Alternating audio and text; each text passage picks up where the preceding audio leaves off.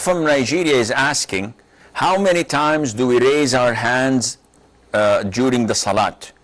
And this is an issue that seriously we should not be so, how to say it, extreme about it.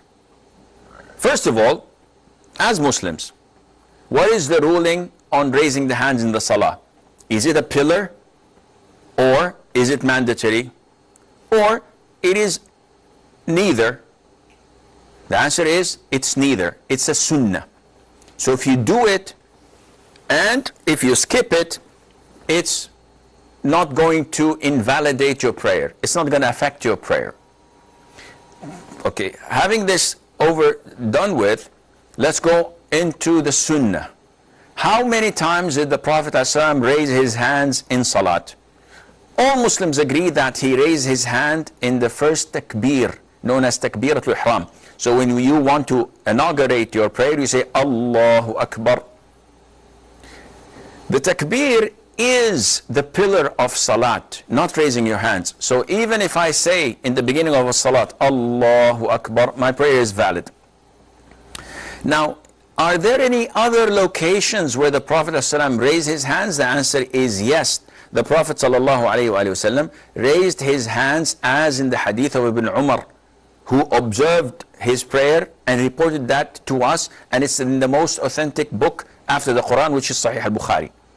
He said that the Prophet ﷺ used to raise his hands, and this is from my pocket. So the Prophet raised his hands in two locations of the prayer only once, and in two other locations in every single rak'ah. So the first location that he only did it once in salah is in the beginning of the salat, takbiratul ihram. The second is whenever he stood up from the first tashahhud to the third rak'ah. And this happens in Maghrib, Dhuhr, Asr, or Isha. So when he stands up to the third rak'ah, he said Allahu Akbar. And this happens only once.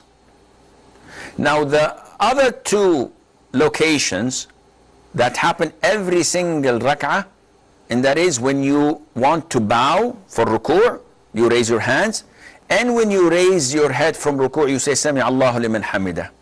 And this happens in every rak'ah. Now this is a sunnah that is authentic. We have Ibn Umar reporting it to us. To make an issue out of it, and us versus them, and they say so many awful things, that this was in the beginning because some of the new Muslims used to put idols under their armpit, so when they raised their hands it would fall down. This is pathetic, and you can't do something better than that. To make it an issue that divides the ummah, as some of the brothers told me in Pakistan, the imam there, if he sees them raise their hands, he orders them to get out of the masjid. Is this your father's masjid, to get people out of it? This imam is an ignorant imbecile for doing such things to people who are following the sunnah. Akhi, even if you differ with them, it's their prayer, not yours. Why are you angry about it? Because these people want the congregation to be like sheep, and they are their shepherds. They only listen and adhere to whatever they say, and this is totally unacceptable in Islam.